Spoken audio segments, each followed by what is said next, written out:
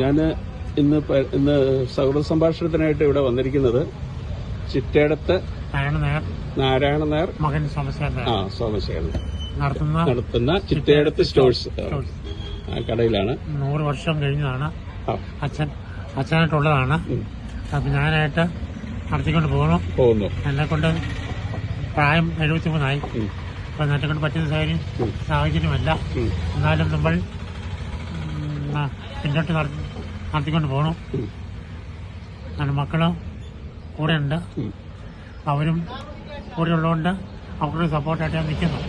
ചേട്ടൻ ഇപ്പൊ പറഞ്ഞതിൽ നിന്ന് ഏകദേശം മനസ്സിലായി കാണുമല്ലോ. 100 വർഷമായി പ്രവർത്തിക്കുന്ന ഒരു സ്ഥാപനമാണ്. 100 വർഷം എന്ന് പറയുമ്പോൾ നമ്മൾ ഇപ്പോഴത്തെ കാലഘട്ടത്തിൽ നിന്ന് ചിന്തിക്കുമ്പം ചില കടകളൊക്കെ തുടങ്ങിയിട്ട്, ചില സ്ഥാപനങ്ങൾ തുടങ്ങിയിട്ട് 1 മാസം കൊണ്ടൊക്കെ നിർത്തിപ്പോകുന്ന കാലഘട്ടത്തിൽ 100 വർഷം മുമ്പ് മുതലേ ഒഴുവര് അപ്പൊ എത്രയോ തലമുറകൾ ഇവിടുന്ന് സാധനങ്ങൾ വാങ്ങിച്ചിട്ടുണ്ടെന്ന കാര്യം നമ്മൾ ചിന്തിക്കണം. അപ്പം അതുപോലെ തന്നെ അച്ഛന്റെ പേര് എന്നോട് പറഞ്ഞ് നാരായണ നായർ അച്ഛനായിട്ടാണ് തുടങ്ങിയത്. അച്ഛന്റെ അനിയൻ ശിവരാമൻ നായരും ഉണ്ടായിരുന്നു. അവർ രണ്ടുപേരും കൂടി ജോയിന്റ് ആയിട്ട് തുടങ്ങി.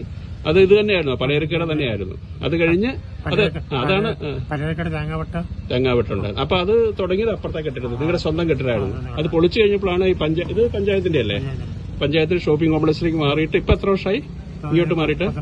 19 വർഷമായി. അപ്പൊ അത് മുമ്പ് അവിടെ പ്രവർത്തി കൊണ്ടിരുന്നപ്പോ അപ്പൊ അതിനോട് ചേർന്നൊരു ചിറ്റേടത്ത് റബ്ബർ കട ഞാൻ ഓർക്കുന്നുണ്ട്. അതാരാ?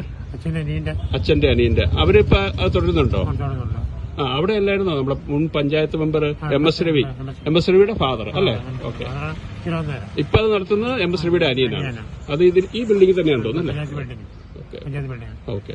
MS രവി പഞ്ചായത്ത് മെമ്പറായിട്ട് ഒരു ടൈം ഇരുന്ന അല്ലേ? 1-2 പ്രാവശ്യം അല്ലേ?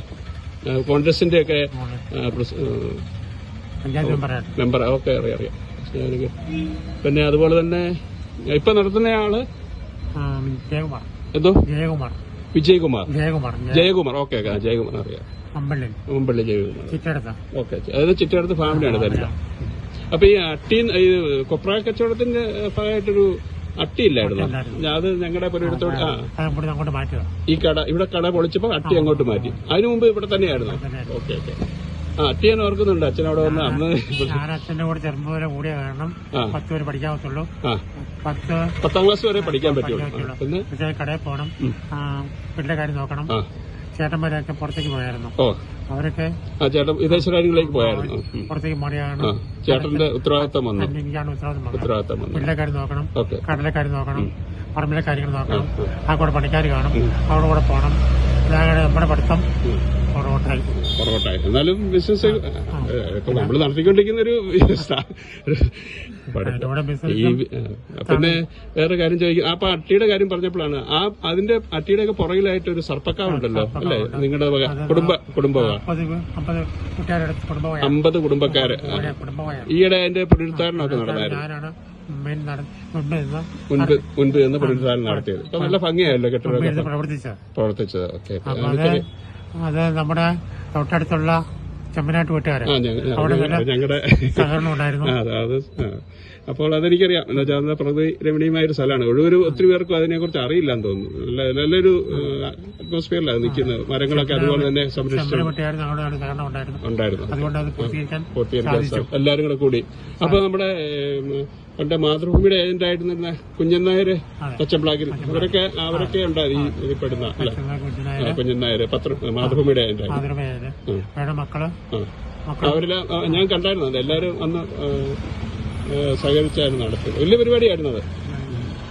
പിന്നെ അതുപോലെ തന്നെ ഈ അച്ഛന് ഉണ്ടായിരുന്ന സമയത്ത് ഇവിടെ ഈ അട്ടി അന്നും തുടങ്ങിയെന്നല്ലേ പറഞ്ഞത്? അതുപോലെ അല്ല, ചേട്ടനായിട്ട് തുടങ്ങിയതല്ലോ. അച്ഛന്റെ കാലം പോലെ കൊപ്രാവെട്ടുണ്ടായിരുന്നു.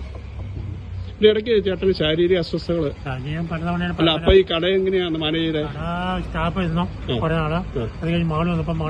മകള് ഇവിടെ വന്ന് ഇരുന്നായിരുന്നു. ഓക്കെ. അപ്പൊ അടയ്ക്കേണ്ടി വന്നില്ല, തുടർന്ന് പോയി. ഭാര്യ വീട്ടിൽ. പിന്നെ ഒരു ഹോമിയോ ഡോക്ടർ ഇല്ലേ നിങ്ങളുടെ കുടുംബത്തില്? അമ്പളി ഇപ്പൊ ആലക്കോടുള്ള MS രവിയുടെ പെങ്ങടെ മകള്. അതായത് ഓക്കെ, അച്ഛന്റെ അനിയന്റെ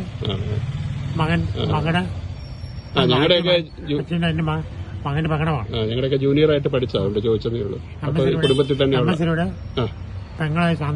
ശാന്തമ്മയുടെ മോള്. അപ്പോൾ ഇപ്പം ഇത്രയും വർഷത്തിനിടയ്ക്ക് ആയിട്ട് ഇപ്പൊ ഈ പുറത്തൊക്കെ പോയവരൊക്കെ കാണുമല്ലോ. ഇപ്പൊ ഈ കടയിൽ നിന്ന് സാധനങ്ങൾ വാങ്ങിക്കാത്തവർ എന്തോരം ആൾക്കാർ കാണും. അവരൊക്കെ നല്ല ബന്ധങ്ങളാണ്. അല്ല, അവരൊക്കെ നാട്ടിൽ വരുമ്പോ വരുമോ? വർത്താനം പറയാനൊക്കെ വരും, സംസാരിക്കാൻ വരും. ഒരേ രീതി. ഓക്കെ, എല്ലാരും വരും. അല്ല, ഇപ്പം എത്ര വർഷങ്ങളായി നമ്മള് ഇപ്പം വ്യാപാരം കുറവാണ്. പഴയ പോലെയുള്ള വ്യാപാരം ഇഷ്ടംപോലെ കടകളായപ്പോ വ്യാപാരം പകുതിയില്ല. എന്നാലും പഴയ ആ ഒരു ബന്ധങ്ങളുള്ള അവരിപ്പോഴും വാങ്ങിക്കുന്നവർ കാണുമല്ലോ. ഉണ്ടാവും. കുറവാണ്. പണ്ട് ഞാൻ ഓർക്കുന്നുണ്ട്, ചേട്ടനൊക്കെ ആണെന്ന് തോന്നുന്നു ലാസ്റ്റ് കടയടക്കുന്നത് അല്ലേ? അപ്പം എത്ര താമസിച്ച് വന്നാലും ഇവിടുന്ന് സാധനം കിട്ടുമായിരുന്നു. എനിക്ക് ഓർക്കുന്നുണ്ട്, ഒത്തിരി താമസിച്ച് വന്നാലും നീളമുള്ള ടോർച്ചൊക്കെ. നല്ല ബന്ധങ്ങളുള്ള കാരണം ആൾക്കാർ അന്ന് സഹകരിച്ച കാരണം ഞാൻ താമസിച്ചടയ്ക്കുള്ളൂ. അപ്പൊ ഒഴുവൂരെന്ന് പറഞ്ഞാൽ അറിയാമല്ലോ, ഈ എല്ലാ രാജ്യങ്ങളിലും ഇപ്പം മലയാളികൾ എവിടെയുണ്ടോ അവിടെയെല്ലാം ഒഴിവുകാരുണ്ട്. എല്ലാ രാജ്യം ഇപ്പൊ ചേട്ടനെ പറയുന്ന കാര്യങ്ങളൊക്കെ പല അമേരിക്കയിലാണേലും ഇംഗ്ലണ്ടിലാണേലും മുന്നോട്ട് വരാൻ ആൾക്കാര് പ്രവർത്തിക്കാനും. അപ്പൊ ഞാൻ പറഞ്ഞത് ഇപ്പൊ ഈ ചേട്ടൻ ഈ പറയുന്ന കാര്യങ്ങളൊക്കെ ഒത്തിരി പേര് കേൾക്കുന്നുണ്ട്. അപ്പൊ അവരോടൊക്കെ ചേട്ടൻ എന്താ പറയാനുള്ളത്? പ്രത്യേകിച്ച് ഇവിടെ കടയിൽ വന്നവരൊക്കെ കാണും. ഇനിയും സഹായവും പിന്നെ സഹായവും തുടർന്നും പോകണം. സുഹൃത്ത് ബന്ധം തുടർന്നും. അപ്പം ചേട്ടൻ ഇത്തരം കാര്യങ്ങളൊക്കെ പറഞ്ഞു തന്നതിൽ ഒത്തിരി താങ്ക്സ് കേട്ടോ. ശരി, ഞാനത് സുഹൃത്ത് ബന്ധത്തിന് വേണ്ടി, ഗ്ലോബൽ സുഹൃത്ത് ബന്ധത്തിന് വേണ്ടി കേട്ടോ. ഗ്ലോബൽ സുഹൃത്ത് ബന്ധം എന്ന് പറഞ്ഞാൽ TV അല്ല, ഇതൊരു സൗഹൃദ സംഭാഷണം പോലെ വരും എല്ലായിടത്തും. ഈ ചാനലിൽ വരും. എല്ലാരും കാണും. ഞാൻ പറഞ്ഞല്ലോ, ഒഴിവുകാർ എവിടെയെല്ലാം ഉണ്ടോ അവർക്കെല്ലാം കാണാൻ പറ്റും. അപ്പം അതാ പറഞ്ഞത് ചേട്ടൻ. ഇപ്പൊ അവരോട് പറയാനുള്ള കാര്യങ്ങളാണ് ഞാനിപ്പോ ഇതുവരെ പോകും. അപ്പൊ എല്ലാവിധ ആശംസകളും കേട്ടോ.